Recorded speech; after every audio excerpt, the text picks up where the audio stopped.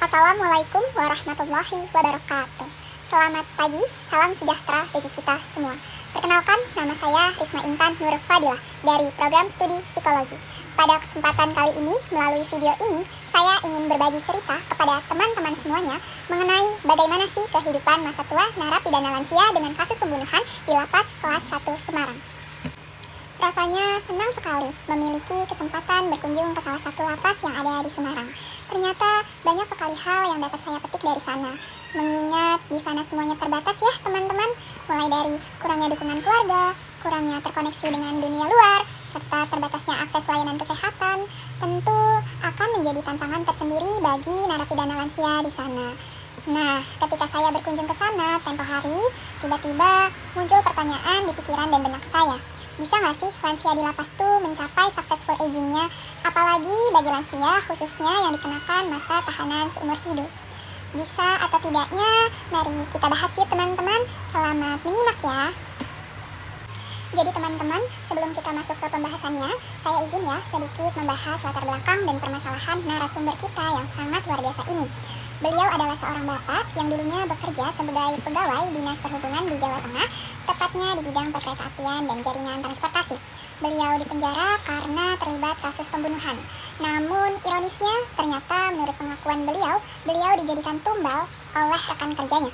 Sebenarnya bukan beliau yang membunuh korbannya, akan tetapi rekan kerjanya yang melakukan pembunuhan tersebut.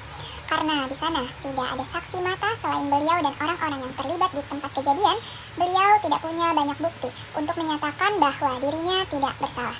Pada akhirnya dengan berat hati, beliau harus menerima kenyataan bahwa beliaulah yang malah dijebloskan ke dalam penjara dan dikenakan masa hukuman selama seumur hidup. Langsung saja, yuk kita bahas. Bisa nggak sih narapidana lansia mencapai successful aging-nya walaupun di lapas? Berdasarkan hasil wawancara yang telah saya lakukan, ternyata narapidana lansia tentu bisa mencapai successful aging-nya walaupun di lapas.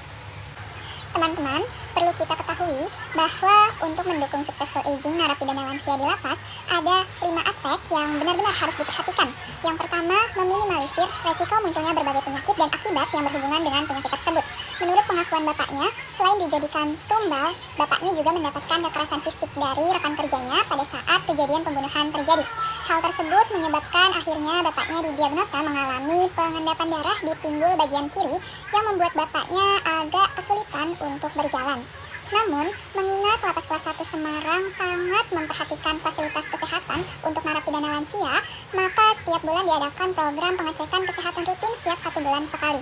Hal ini ternyata membantu meminimalisir pengendapan darah yang diderita bapaknya, meminimalisir rasa sakitnya, sehingga lambat laun sedikit demi sedikit pengendapan darah atau rasa sakit yang dirasa bapaknya dapat berangsur-angsur membaik.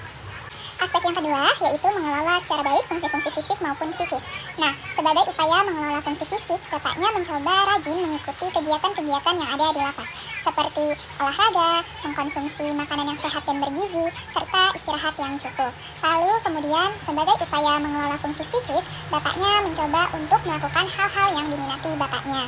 Di sini bapaknya memilih untuk menekuni olahraga tenis. Karena dari muda memang bapaknya sudah hobi dengan olahraga tenis. Selain itu, bapaknya juga ternyata suka membaca literatur yang membahas tentang keagamaan agar tetap produktif setiap harinya.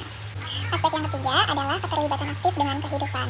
Jadi teman-teman, di lapas bapaknya ini punya peran loh. Bapaknya adalah seorang pengajar di lapas secara sukarela. Biasanya bapaknya tuh mengajar terkait ilmu keagamaan teman-teman. Bahkan bapaknya juga cerita katanya berhasil membuat 5 orang akhirnya memutuskan menjadi seorang mualaf. Masya Allah, tabarakallah.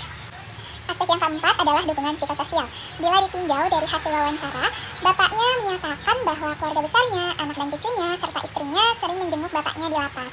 Selain itu, berdasarkan observasi atau berdasarkan dari apa yang saya amati ketika di lapas, interaksi antara bapaknya dengan narapidana di sana juga terjalin dengan sangat baik. Mereka saling mendukung serta saling melontarkan canda tawa satu sama lain.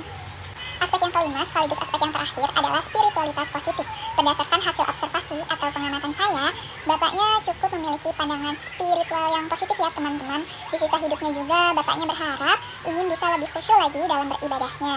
Bapaknya ingin menyiapkan diri sebaik mungkin untuk bertemu Tuhan nantinya. Dan sembari menunggu kematiannya tiba, bapaknya juga berharap ingin memiliki kehidupan yang tenang dan bisa lebih banyak memberikan manfaat untuk orang-orang di sekitarnya. Jadi kesimpulannya, ternyata kehidupan narapidana lansia di lapas tidak semenakutkan seperti apa yang ada di bayangan kita sebagai orang awam. Di sana, narapidana lansia tetap menjalani hidup seperti kita yang berada di luar lapas. Hanya saja, situasi dan kondisinya dibatasi. Begitu teman-teman. Dan narapidana lansia di lapas juga tentu punya peluang untuk mencapai successful aging-nya, sama seperti kita yang berada di luar lapas. Jadi teman-teman, di penghujung video ini, saya juga ingin menyampaikan pesan titipan dari bapaknya, bahwa pilihlah teman dengan secara sadar dan bijak.